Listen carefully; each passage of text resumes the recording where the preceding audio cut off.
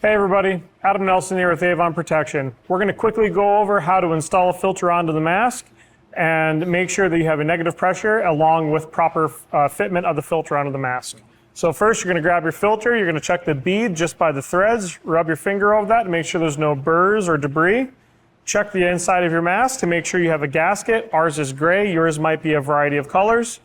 Place that into the threads, give it a few turns, and then make it hand tight, just a little bit snug. Now we're going to don the mask and do a 10-second negative pressure check.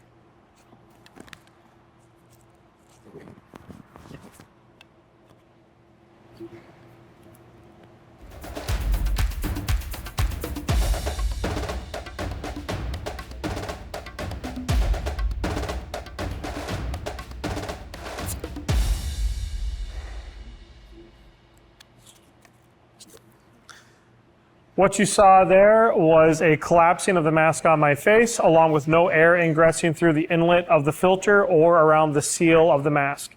If you do experience any sort of airflow going through the mask, whether it be around the seal or coming through the filter, try to readjust the mask or readjust your palm on the filter. If you have any questions, comments, or concerns, please use the Avon Protection website and place an inquiry.